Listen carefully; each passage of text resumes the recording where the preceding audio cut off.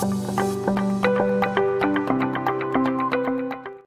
had our guest of honor, who is actually now out showing homes from Agent Locator leads. So, okay, well that's a bittersweet. Yeah, it's a bittersweet, but duty calls, right? So, maybe next time we'll catch him to have him on here, or one of his team members, that's for sure.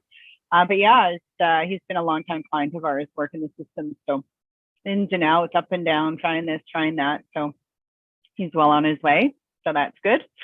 That's good with that. I did mention in the chat here for anyone, I guess while we're just waiting for you, kind of just gave them that little bit of knowledge, saying like we can definitely do open Q&A, or if anyone is brave enough on the the attendees right now where you want to jump on as a panelist, we can definitely bring you on and talk about your leads and your system, and depending, Beverly may potentially be able to call or try calling some of your leads. Now, while we wait, so if you guys want to do that, you can raise your hand, you can comment in the chat or the Q&A, whatever is easiest for you. We can do that. And again, no questions too big or too small. Really, realistically, a lot of the questions that come about, everyone can relate to. So, or they're facing it, or they're facing that same situation themselves, and they're not sure how to overcome that. So Allie has raised her hand. So Allie, let's just allow you to talk here. So Allie, if you want to unmute yourself, did you have a question, or do you want to have, we can kind of do this as an open discussion and periodically jump into accounts, because I see a couple of people have now raised their hands. But Allie, welcome, welcome first and foremost. What's the rock in your shoe, Allie? Yeah, exactly. How are you finding your Agent Locator so far? It's a beautiful, actually. I love it, honestly. It's helping me a lot in my sorting my database, and like I'm keeping on top of my database, like make sure like they're updated and all that stuff. Mm-hmm. And just one thing like about the objections, like I'm having now, like I had a client working with, and like they always say like we want to wait for the prices to come down, and I always like share with them like interest rates are correlated with home prices, and then I feel like they're dumping me, Let me ask you, are they wrong? No, they're not wrong at all. No. So why do you think they're dumping you? Because they don't answer my phone calls. Like I try to find a scenario like how to convince them of like, yeah, you need to move ahead. Like it's good time to buy now. Ollie, do you happen, I would love it if you were a vegetarian. Do you happen to be a vegetarian? No, I'm not. I'm sorry. All right. I wish. What is it? What is like the worst food that you could imagine eating right now? Like, what do you like just cannot stand to eat or even smell? Oh. Bacon. Can I convince you to eat bacon? No. Okay. So we can't convince anybody that the time is right. All we can do is give them the information. Now, unfortunately, I can't back bacon being healthy for you, but if I had, Leo, I love bacon. Like, he's not American. Oh, wait, you're Canadian. You're not a Canadian. There's our job is to explain what bacon can do for your body and help you see what now let's just say bacon was like something healthy, right? Yeah. My job would be to equip you with all the information for you to be able to get past the taste on your palate to actually eat bacon because it's so beneficial for your body, right? Yeah. Real estate's no different. We don't have to convince anybody, because if they're not wrong, why are we going to lie to them? If we just go with what they're saying, agree with what they're saying, and say, I get it. It's out of control. It's crazy. It's whatever. I hear you. What are your plans? Because what we don't know is what tomorrow brings, what the next month brings, and what the next year brings. But what we do know is right now, the current situation. Are you in a situation where you would have to move, or is it just a want to? Okay. Because that's getting to the real meat. And I'm not talking about bacon right now, but that was kind of a metaphor there. But it's being able, Allie, I get you don't like bacon. I don't blame you. You don't like bacon. It's greasy, it's fatty, it sticks in your teeth. I hear you, but damn, the benefits are so great. Right? So if you can flip that conversation into a powerful, giving them tools, giving them information, and helping them with what their situation is, because the person that has to move, they don't care about any about that because they have to move. There's no plan B. Because right now, my conversations with people are, do you have to move? Okay, then don't, because it's a waste of your time to move right now. Just wait it out and see what happens. If you don't have to move, don't have a knee-jerk reaction, but talk to me about your situation. Talk to me about your lifestyle. Would life be different? How much equity do you have in your home? If I were able to find you something that matched the mortgage payment that you have right now, do the interest rates matter? Do the prices matter? If we could change and accommodate the lifestyle that you want, would that make a difference in your life? And that's what we need to focus on, not the value of the dollar. Okay, that's great. Thank you very much. Of course. Great, thank you. Of course. Yeah, it's just a mindset shift, Ollie. It's just, we're not here to convince anybody. And that's why a lot of times we do have problems calling leads, and we make that excuse that we don't want to call them because we feel like the salesperson, or we feel like the telemarketer because we think we need to convince somebody. But a real salesperson can relate and problem solve. Yes. And have that right conversation. And I love agreeing with people that I mean, heck, in the restaurant industry, everybody thinks their food's shitty, right? Because they just want a free meal. I'm like, oh my God, you're right. That doesn't look right. That way you are so, and when you start agreeing with them, they're like, don't, I'll pay for it. Don't worry about it. But when you start agreeing with people, it changes the game. Yeah. Because then you're at their level. So we don't act as a salespeople. Right. No. Yeah. No, we are there. Our only job is to equip them with all the information that they need to make educated decisions for their life. Okay. And really that's my definition of convincing, yeah. Right? Because if you give somebody, if I gave you enough information about bacon to prove to you it's not healthy, but if I gave you enough information to prove to you that it was healthy, we have all eating shit that we don't like because we think it's healthy. I mean, come on, rice cakes. Have you not ever had a rice cake? They suck, but they're good for you. And we want to eat them because we're like going to try to be carb friendly and trying to eat potato chips, but all the while we're like, ugh. Yeah. Can I ask you another question? Of course. What a book you would recommend for follow-up? I'm missing on follow-up. Be diligent. When I put my systems and processes together, I categorized the importance of the people that I followed up with, because a lot of times we set everything as a reminder because in the moment, everything seems important and we don't want to forget anything. But where we fail in the follow-up is we've created so many follow-ups and we don't realize the priority of who to follow up with. So then it becomes like cumbersome because you're like, where do I start? I got like 50 reminders I got to follow up with today, and I'll do it tomorrow. Then tomorrow there's 60, then tomorrow there's 70, right? So we really have to make a conscious effort when we schedule a follow-up. Ask yourself this question before you schedule a follow-up. Do I have a 70% chance or more of getting them to the closing table if I do everything I need to do on my end? Because we can't change what they do. We can't change if they don't answer the phone. We can't change if they change their mind. We can't change anything on their side. But if we do everything based on that conversation, do we have a 70% chance or more of getting them to the table? That makes us look at our follow-ups as an appointment instead of just a follow-up as see if they've logged in, right?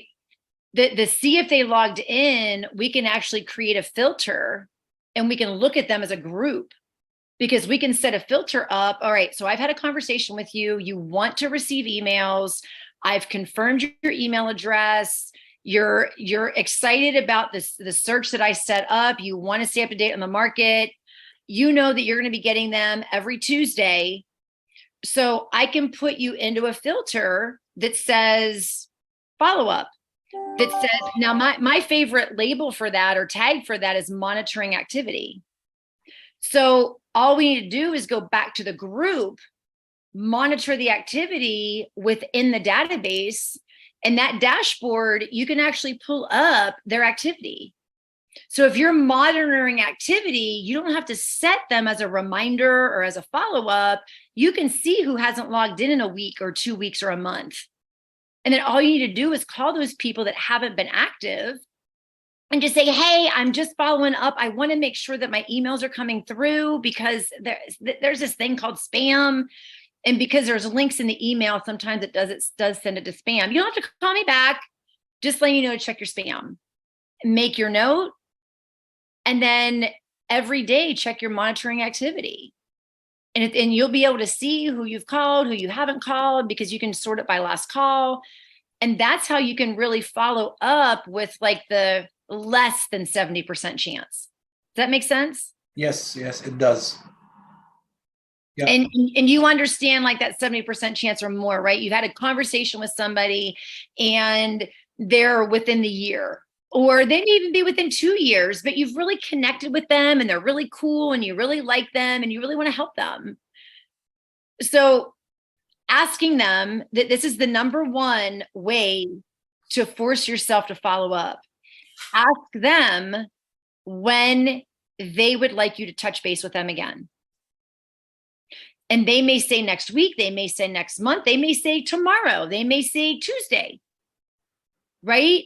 So that's when you set that reminder, and that's going to make you make that phone call because now they've told you to follow up. So it's you think it's better to tell them like I'll call you next week, or it's better to set like a specific? No, you ask them. Okay. After the conversation, what's best for you? How would you like me to follow up? What's your best form of communication? Text, email, or phone? Let them tell you. When would you like me to touch base with you? And they say in 2 weeks. And they say by phone. Take it a step further and say, if you don't answer the phone call, I will leave a message. How would you like me to follow through to know that you got my voicemail? Okay. They tell you everything and it takes all the guesswork out of it. So just always take it that step further. And if you forget, that's no big deal, because if you forget and you go to, you set that reminder, you're like, I forgot to ask them. And we learn best by doing and forgetting and making mistakes. Okay. So don't worry about forgetting to ask them, or don't worry about that. Just, you're going to learn that through the action. But it makes our follow-up so much easier, because then I'm like, oh God, if we don't call them today, we can't put that off to tomorrow because I told them. But we can't assume that they're going to answer the phone whenever we call them. We're not a priority in their life yet. Yeah. So all we can do is follow through. And what's the biggest thing in sales? Trust. Yeah. If you follow up and you follow through and you're always there doing what you say you're going to do, they don't forget that. And that's where I'm saying, if you do everything that you need to do you have a 70% chance or more? Because we can't change on their end what happens, but we can take control of what we do on our end. That's great. So always just ask. Beautiful. Thank you. And, even with any communication, don't ever end a conversation with, how would you like me to follow up and touch base with you? Even if they're 2, 3, 4, 5 years out. How do you want me to follow up? When would you like me to check in? How interested are you in the market? Do you want me to check in with you when we have a market change? And then you can make that note and just follow up with them. Like, hey, you know, we've had a shift in the market. The interest rates are doing blah, blah, blah. Just want to let you know, how's life looking? Has anything changed? Just wanted to check in and see how y'all were doing. Okay. People appreciate that. And that's where you start to leave voicemails, right? And that's where you're starting to establish that relationship. And that is what sets us up for being at the right time, at the right place. Because I'm going to say 100% of all the business that happens right now happens because you're just at the right time at the right place, because people have zero commitment. But if we're truly always touching base with somebody, and you know, I hate to always go back to the restaurant industry, but there's so many analogies in the restaurant industry. When you go to eat and the server never checks in to fill your water glass, never checks in to give you another drink, never checks in to see if you need ketchup or extra dressing or how your meal is. She's not going to be tipped well. Right? Yeah. But the squeaky wheel gets the grease, right? If your water glass is never empty and your drinks are never empty and they're checking in to see and they're respectful with it, you have a great experience. And that's the way our phone calls are to people. We need to get out of our heads that we're bothering people, because we have something great to share about the market, about the industry, about what's happening.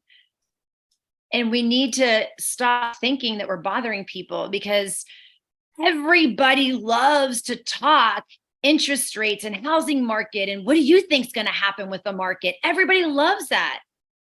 So we're not bothering anybody. But just because they don't answer the phone, that's the first thing our mind goes to. Yeah, exactly. We're just not a priority. I mean, how many times is your phone ring in a day? A few times. Right? And Yeah. you're a real estate agent. I mean, that's where it's like the average person that's not even a business owner, their phone's going to ring 5, 6 to 10, 15 times a day. And, you know, 3/4 of that is just marketing calls. Yes. So people are just, they've become numb to their phone ringing, and they've become very good at pushing that button on the right side and hanging it up. So until we become the priority, they're not going to take our call, and that's okay. That's okay. We're here to earn their business. And that's another question I always like to ask them, especially if they're a ways out. There's a bajillion agents out there. I'm not like the bajillion agents. My service is set apart. And I want to prove that to you. So my question to you is, what can I do to earn your business? What's most important for you from an expert in this industry? And they're going to say, gosh, I don't know. Well, let's just start with follow-up. When can I check back in with you? Yeah. And what would you like to know whenever we check back in? Powerful, right? Yes, exactly. Now go call your leads. I am setting it up. Thank you so much. Thank you so much. Great dialogue. Yeah.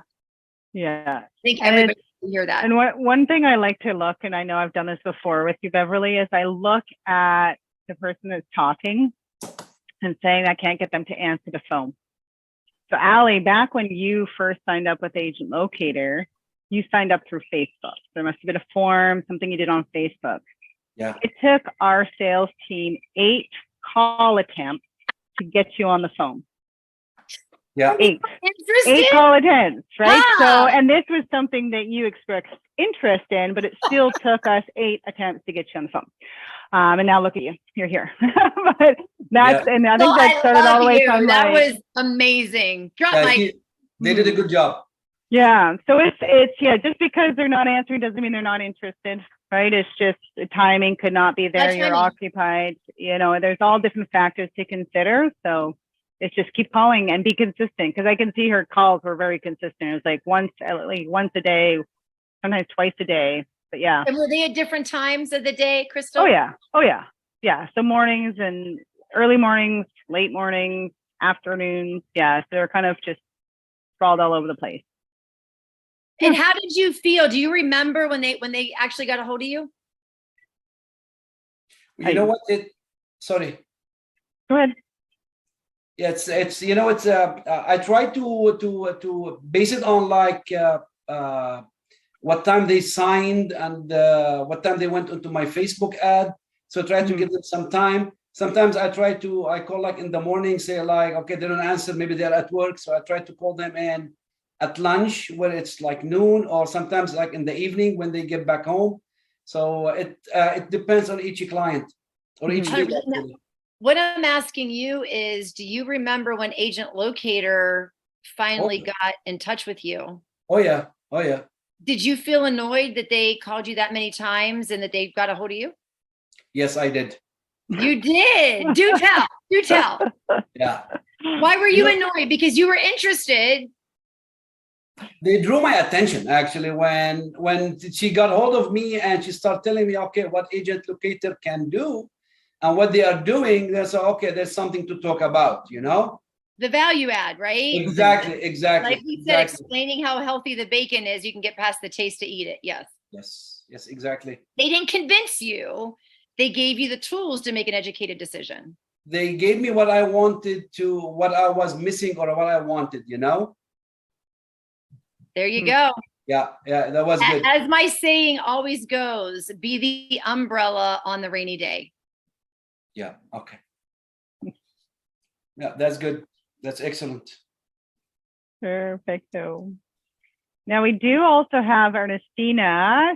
Ernestina, I will gonna mute Ali here just so we don't have any people over talking each other. I know you had said in the comments here that you're okay with her calling your leads, but you're out. So you're not sure how that would work. Are you okay? You can unmute yourself, Ernestina, if you are in a position to actually speak to us versus talk, or versus just listen, I should say. Yes. So you're just out. You're just not at your desk. Oh, you're muted. Unmute yourself, Ernestina, because I heard you a second ago. Mm-hmm.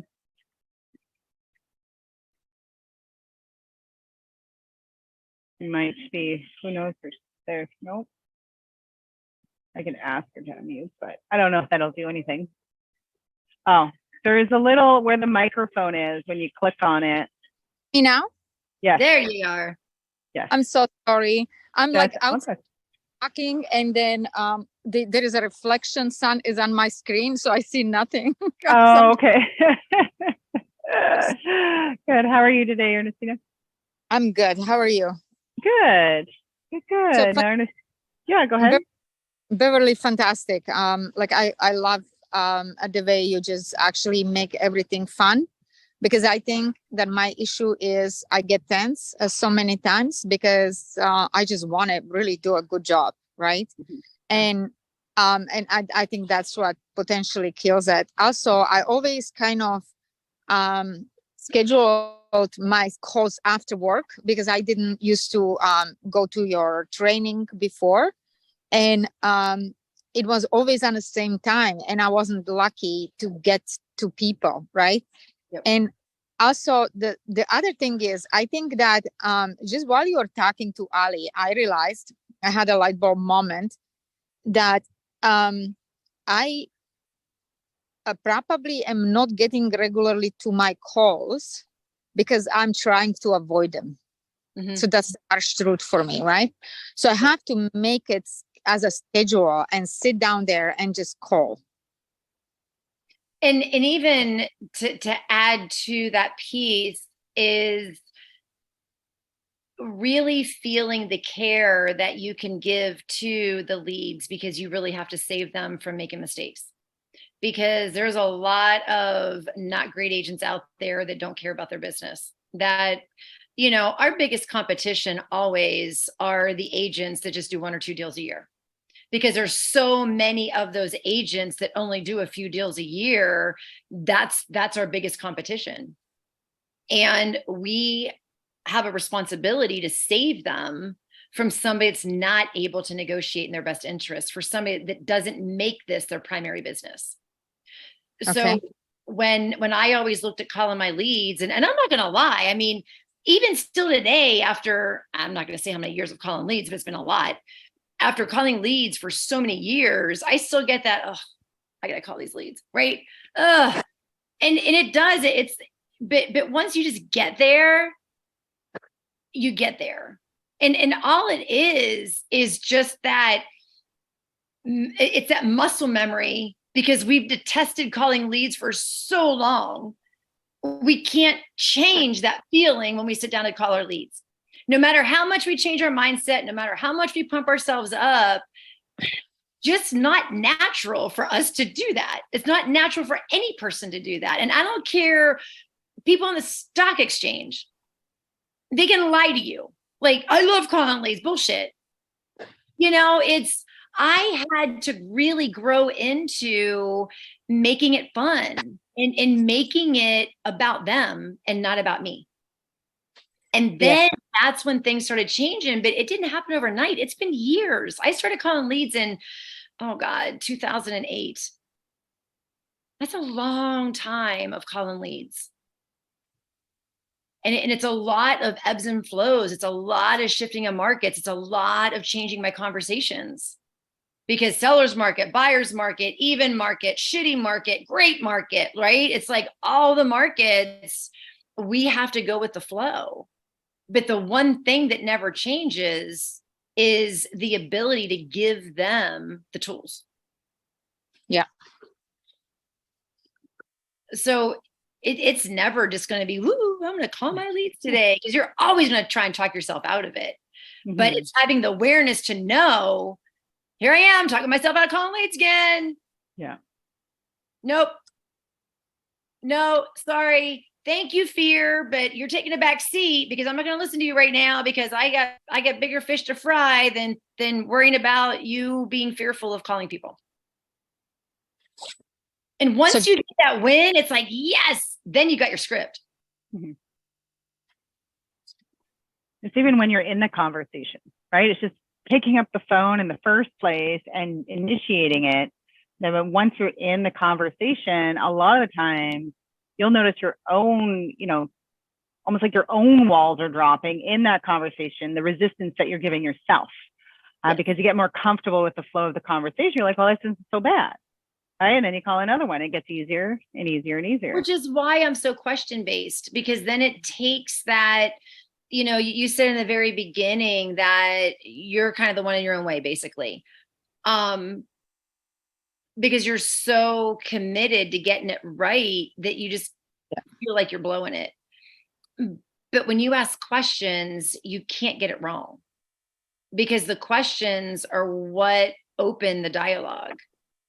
And if you can nail the questions, they're the most important, which is, what is your current situation? Because I got to know, do you own or you rent? How long have you been where you are? How long are you in a lease? Are you month to month? Do you know what a buyer would pay for your home in today's market? Why would you have to move? Why do you want to move? Right? When we're asking those questions, they're open-ended and they have to have a conversation. They're not just yes, no's. And you're opening that dialogue and listen, because they don't care how much you know. They want to know how much you care. So when you nail the questions, you don't ever have to worry about screwing it up. And just like our previous conversation, meet them where they are. And have that conversation with them, not to them. Yeah. Everything you feel you're making that difference. Really feel like you're making that difference. Because again, our job is not to convince. Our job is to relate. I love doing business with people that are like me. I like the high energy, the vivacious, I'm going to solve every problem and I'm going to get you what you need, versus the person that Well, I don't know, because you cannot know, but you can be very confident. Say, you know what? That's a great question. When can I touch base with you again and get that answer to you? That's perfect. You see, I think that while you were talking, there was the realization of what you were saying before, is that people have no loyalty those days. And so I was lucky that I have some people that are very committed, because like, if you have that energy, whatever comes at us, are we going to solve it? That's the biggest part of my job, right? Thinking on my feet, it doesn't matter where I am. And that's pretty much my slogan. And but I'm finding there is a lot of fears coming through. People have no loyalty and other things. And I think I have to get out of that. We're not going to win them all. And we can't change what people end up doing. And every time, and I don't even like to say that I lose something, but at the end of the day, that is what it is, right? You lose the commission or you lose the sale. Yeah. But I don't look at it as a loss. I look at it as, did I do everything on my end that there was no way I could have changed the circumstances? And that's all I need to know. And I can't look at how people view me, because I know what I'm giving. And this industry, any service industry, is brutal. As we're into 2023, as we're post-COVID, more and more people are becoming more entitled. And the expectations of what they have of any type of service doesn't exist. So the bad reviews, and I mean, I don't know if you all have Facebook groups up there in certain locations in certain areas, but if you've ever been in a community Facebook group, they're brutal people, and they love to focus on the negative, and they love to just banter and bitch and complain. Like, where's the love? Like, where can we say something good about somebody, about something? This is a very brutal industry that we're in. And if we do continue to take things personal and we're not strong in our own skin, those are the people that win. And we have to be very conscientious of it. And when we get knocked down, we need to be able to give ourselves that permission to say, okay, that really sucked, and I'm hurt. And we go through that whole process of, am I really the best agent? Should I really be doing this business? Is this really what I'm supposed to be doing? Because we all do it. Beverly, I got a mind reader.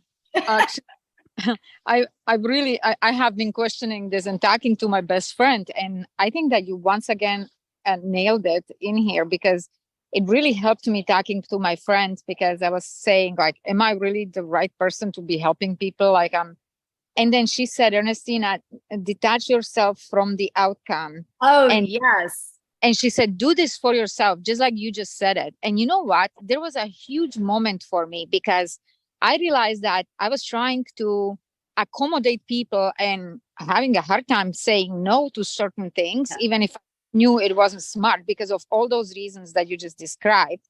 And I did not walk away with knowing I did my best for those people. Do you understand? And sometimes I used to be able to be brutally honest, not brutally, but honest with,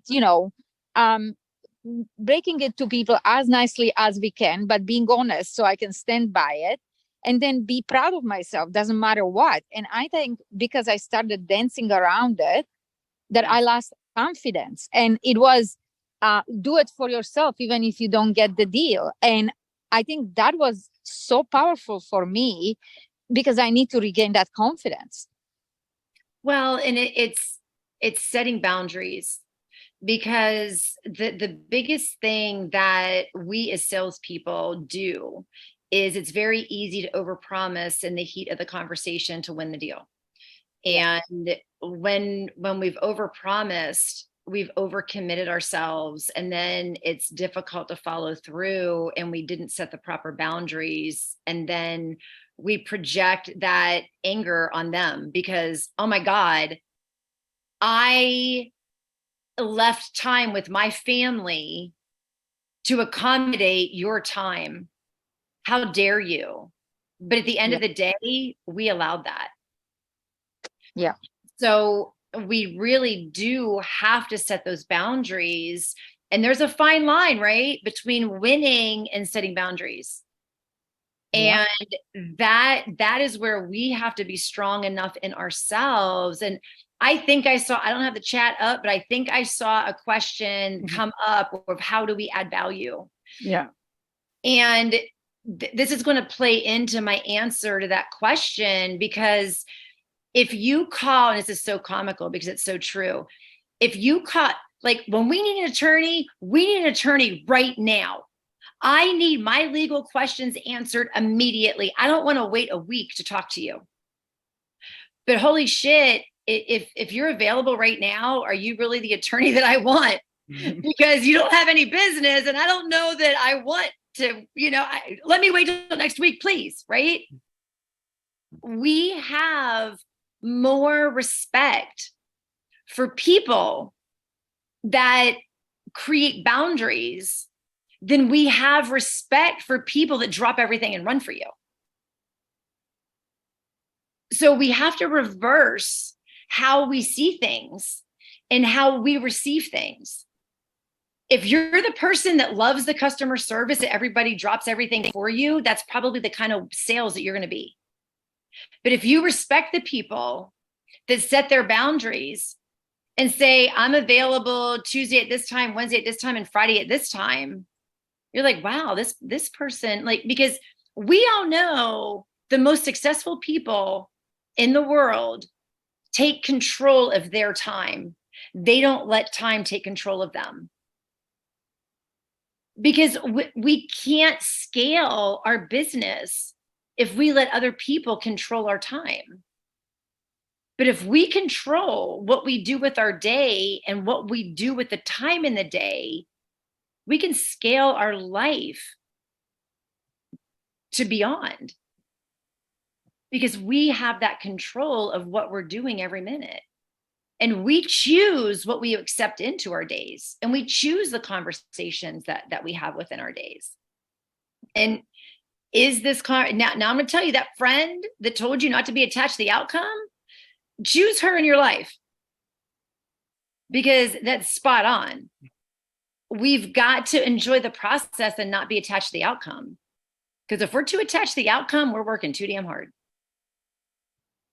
But also, the the powerful thing was that she said, you're doing it for yourself because you did the damn good job, right? Yeah. And so that part also was very powerful for me. Yeah. Don't let the naysayers win. And allow yourself to go through the grievances of how you were treated, of the outcome of it. But also have the songs, have the quotes, have the books, have the people in your life. They're going to pull you out of it. And, I always say, as a child, when a baby starts to learn how to walk, as adults, if we had to learn how to walk, we'd be a bunch of crawling adults in this world, because we don't like to get up after we fall.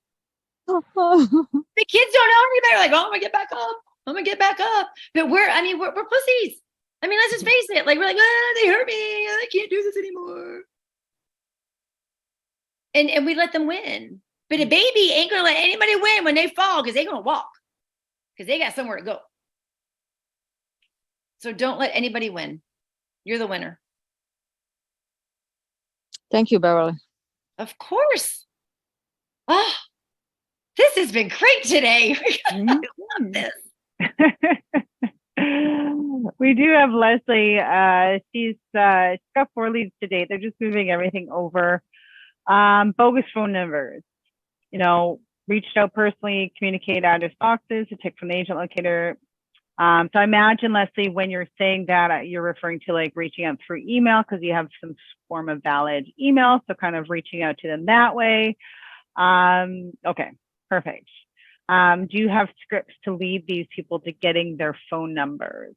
We do, and Leslie, what you do have in your system, or should have, if you don't, you can reach out to our support team, is the bad phone number campaign. So that's a campaign that you can put on there to, it's just a series of emails that essentially are out to prompt them. Of course, reaching out to them specifically about, how they ticked off that questionnaire isn't a bad idea either, right? It's just we're trying to get that lead to be responsive to us. I did look at your system. Actually, while I was like looking, I was like, which leads are invalid? There is one that's actually from England. So that's not an invalid number because they're like, I've got a good phone number, and they keep trying to validate the phone number. So that's it. That's the number. It's one of your leads there. You'll see. I think he's actually your first lead on the list, to be honest with you. That one there, it could be something that you could try calling through like WhatsApp or another method other than the system, because it could very well be a good phone number just from overseas. And if this person is so anxiously trying to look at properties, they may be considering a move over into Canada.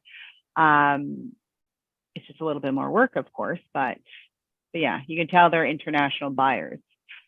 Yep. Potential. Those are the best because they're usually cash. Mm-hmm. Can we bring John on by chance? I'm liking his questions. You're liking his questions? I'm loving his questions. John, you want to talk? I know he's been on before. I'm pretty sure he has. We'll allow him to talk. If he wants to talk, that means he's got to unmute himself. That was what, 10 minutes ago or so. Yeah, and that's making it about how to make this about the leads and how do we bring value to them is what John was asking. I'm going to go back to asking questions. It's how you make it about them.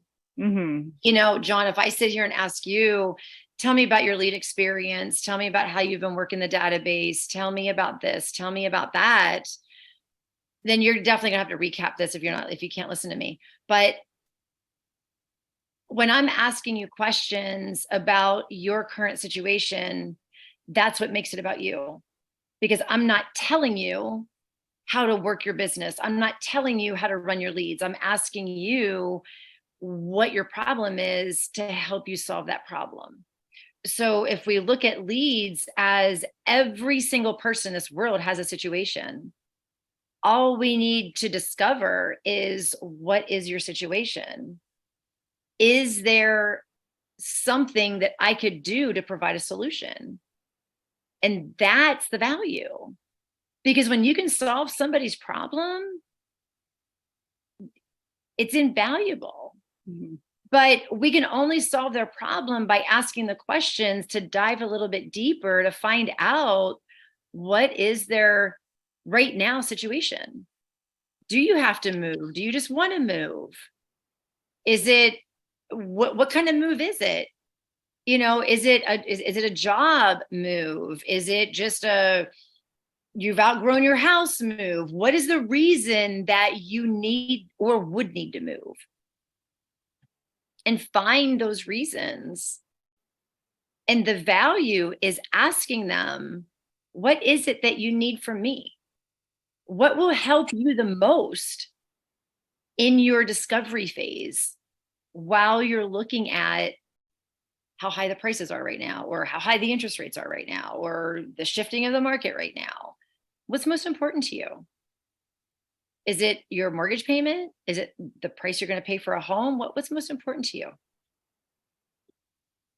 And that's truly, it's not anything more, but the value is what you have to offer. And my favorite question that I ask agents that I run into on probably a daily basis, if I were to hire an agent, what would be my benefit to hire you over the last 3 that I just talked to in the last 2 days?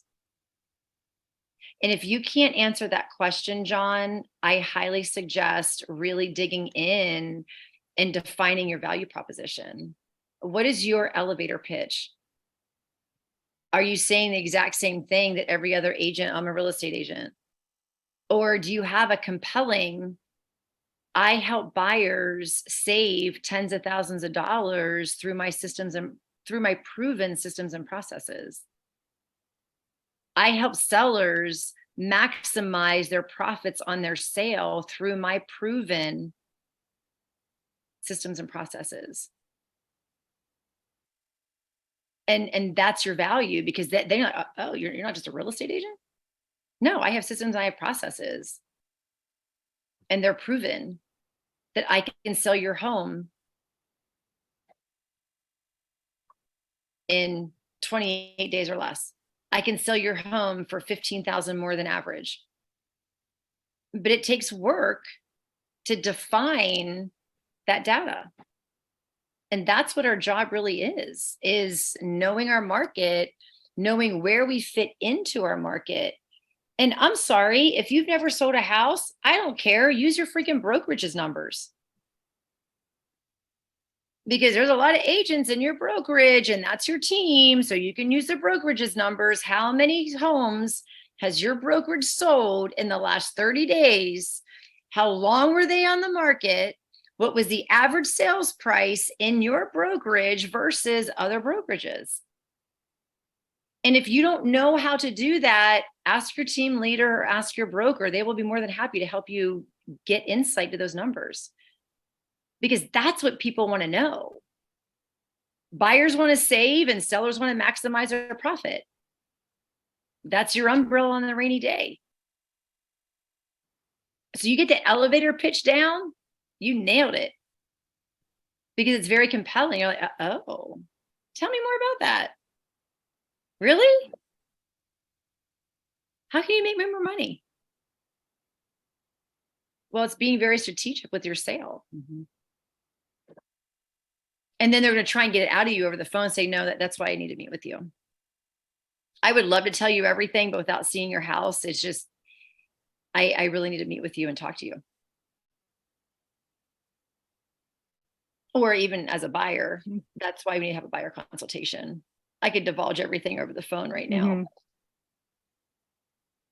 Mm-hmm. Do all that front or offer. So I know Nick will, he'll speak to them about, the basics of pre-approval. If they're not, he has all the big banks and he has a contact at each one of those banks. So he'll kind of set the tone. Do you mind if I pass your information on to this person? What bank do you bank with? I work with one of those guys. I do that. So that's adding value. So that's offering them a solution without expecting something in return as well. So that will build the trust as well with the lead. But I'm going to add the full disclosure to that. Mm-hmm. Make sure that you're not going to oversell yourself, because we as salespeople love to talk. Yeah. So when you put out that elevator pitch, see what the bait is, and then just start asking the question. So what is yours? Do you own right now? Like, what's your situation? Mm-hmm. Yes. And try not to talk about yourself. Some people I've heard, they just like to brag about all the accomplishments they've had. It's just like, they've already agreed to have a follow-up call. You don't need to do. And that's my eye roll. I'm like, yeah. You didn't prove anything to me. Like, you just proved that you have to tell me, like, your actions are going to tell me, not your talking. Yeah. Mm-hmm. Yeah. Exactly. We still have like a good 10 minutes. 10 minutes. Yeah. Does anyone else have anything that they want to add? I know I asked my team here, some of the trainers, what they're encountering, and this happens to go with, it spreads across, a large group of individuals that are doing lead generation. They're working a lot of the time with new people jumping into lead generation. And one of the biggest things that they're finding that the agents are struggling with is patience with the lead. And again, it kind of goes into kind of where we started all this off, is like, we can't make these people move, right? So it's learning how to work with them on their timelines versus our timeline. But that's the number one thing that I think a lot of people, because again, we want that instant gratification always. Well, we're spending money. We want to make Yeah. money. Yeah. It's I want to say this, like we started paying cash for a lot of different things. And, you know, I looked at my husband the other night whenever we went out for dinner and I'm like, all right, we went, I don't know, do you have a Jersey Mike's up there? No, right, so not here, not where I am anywhere.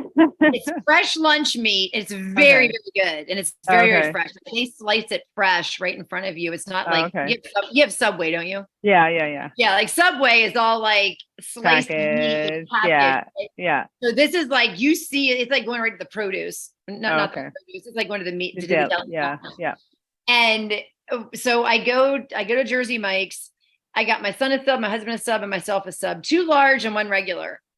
Now, I don't know in Canadian dollars, but American dollars, it was $46 for 3 subs.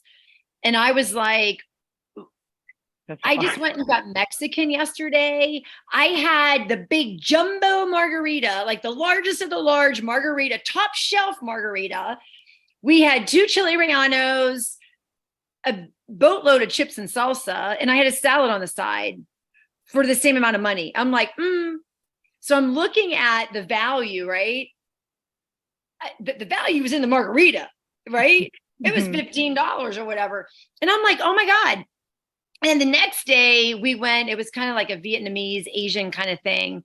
So I got a soup, I got whatever. But I'm like, it was $52. I'm like, we just spent in 3 days almost $200. In the server's world, right? If you're serving tables and you're getting cash tips, I'm like, that's 2 nights of work to have an hour meal.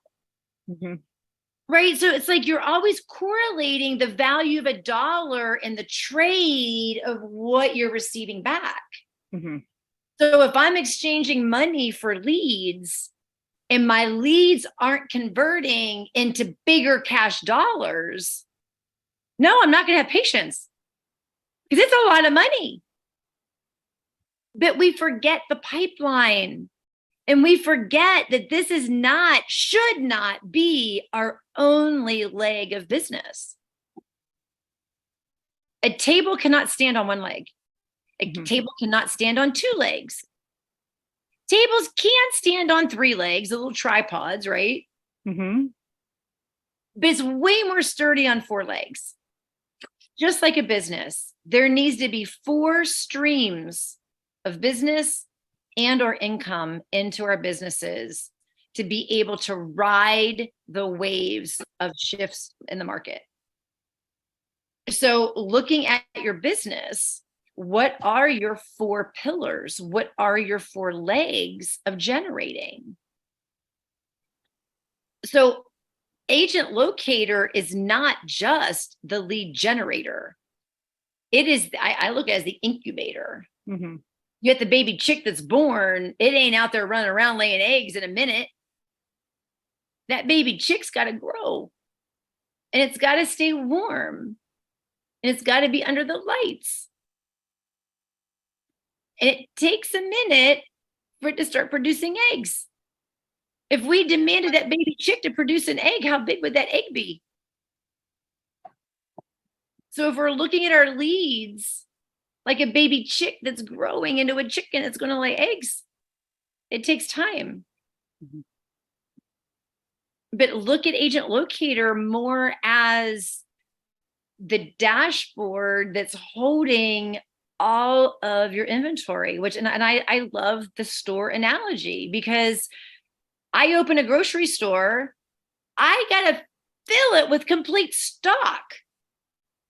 So a new grocery store takes on 100% risk because it's got to pay for the product up front to sell it. And let's face it, there's shit on shelves that don't ever sell. But they don't know what's going to sell or what's not going to sell until they've spent the money on it. It sits there and then it expires and they throw it away and they probably won't reorder it again. But our leads are no different. It's a place to store our inventory. And because we're in a service industry, our inventory is the data. It's the names, the phone numbers, and the email addresses. So use it for your other 3 legs of business. So in regards to patience, if we're just sitting there watching paint dry, what are we really doing to make a difference? How are you continually adding people to your database? And what's the quality of people that you're adding to your database? Because you're always going to have A, B, C, D people. You're always going to have the A people that are raving fans that are always giving you repeat referral business. Your B that give you repeat referral business. Your C that just talk about you, but you never hear about them again. And then your D that you never hear from them again. Well, so what's the quality of your database? And then I can surely tell you the quality of your business based on the quality of your database. So that patience needs to be more shifted to, well, what other legs of income do you have coming into your business? What else are you doing to add to your database, and just not relying on Google leads and Facebook leads? What are you out doing? Because we're in the database gathering business. We just happen to have a product that rewards greatly financially whenever we make the sale. Yeah, I get the patience though, because it's a lot of money. It's going out. You're not seeing it being reciprocated back in instantly. Yes. Generally speaking. Yes. But yeah, so it's very, especially for anyone that is just starting out in the industry. They don't have any money coming in at all. And if they don't have the support network, or they just see it's like the charges going on credit cards, and they're like, oh my gosh, it's like, this is very stressful. And that's truly understandable. But I think a lot of individuals, as you said, there's 4 pillars. We should be working those 4 legs. Otherwise, we're just completely fixated on one thing as well, right? So that thing all eggs in one basket. Ain't pretty. Ain't pretty. Because when you have a shift in the market, boof. I've been there. I had all my eggs in the lead generation basket back in the beginning because ain't nobody else was doing it. And I conquered it. I had it locked, stocked, and barreled. It was all I needed. I was so busy. I had leads coming from everywhere that were converting. It was beautiful. It was amazing. Then woof, market shifted. We were a seller's market. I had no listings. The only listings I ever had was the listings that I acquired the buyer that had something to sell. That was it. But when that market shifted, oof, I was then faced with some real truths. And I learned very quickly that the importance of having 3 months of reserve. So whatever your bills are in your business, you better have 3 months of that in a reserve account. And if you don't, you need to be strategic enough to know how you're going to get that reserve account built and diversify your commissions. Don't just go, woo, it's vacation week. I just had a closing deal. You have to diversify that to tax, diversify it to your reserve account. You should have three business accounts, operating account, your tax account, and your savings for your reserves. Makes sense. And it's strategic. And how do I know how much I need to sell to make what I want to make? Well, what's your lifestyle? How much do you need to make a month? How many deals is that in your average market price to get that cash flow? It may be 1, it may be 10. But what do you want to pay yourself?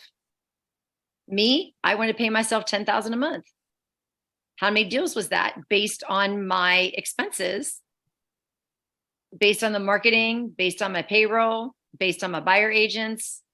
How many deals did I have to do for myself to net and draw $10,000 into my own personal account and put reserves aside? I had to do, well, it was 80 a year. So it broke down. I mean, I had to do like 6 a month. I don't even know what it breaks down to. But you've just got to figure out the simple math, and then, okay, this is how many I have to do based on how much I want to pay myself to maintain my current lifestyle. Mm-hmm. How are you going to do it? Fill in the pieces. A little bit's agent locator. A little bit is marketing. A little bit is community, right? Repeat referral. I mean, there's so many different ways that we can create business, but community, in my opinion, is the number one. Mm-hmm. Be known, and be known for that value proposition. And ask yourself that hard question. What benefit does anybody have utilizing my services versus another agent? And start really self-discovering what your systems and processes need to be to prove the numbers.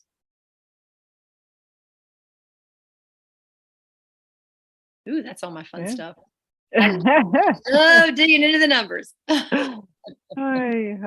Yes.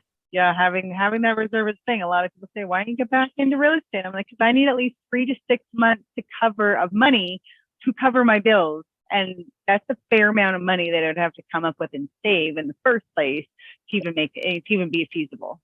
Otherwise, I'd be sitting on the streets, like professionally panhandling. And I'll tell you that the biggest problem that I always see, Crystal, is we're not faced with the uncomfortable enough to push us out of that comfort zone. Yeah. Because what's worse, right? The fear of failing or the fear of not having the money in your bank account. Mm. If I'm not uncomfortable enough financially, it's never going to force me to do anything. Mm-hmm. I have to be at the point where I have to pull out all the stops. Start working harder. That's what makes me creative. Because when I'm comfortable, I'm like, oh, I'm just riding along. Mm-hmm. Just doing the job, doing the thing. Yeah. No, absolutely. Absolutely. All right. Well, I think we're over time. Yeah, a little bit. It was amazing. It was a good chat today. Thanks for everyone that did pop on.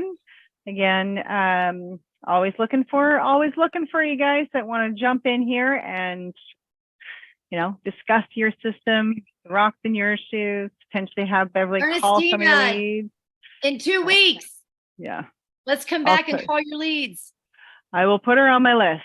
Please. Reach out to her. Put out to her. Awesome. Thanks, everyone. Time and the great dialogue today. Bye. Yes. Bye, everyone. Thank you.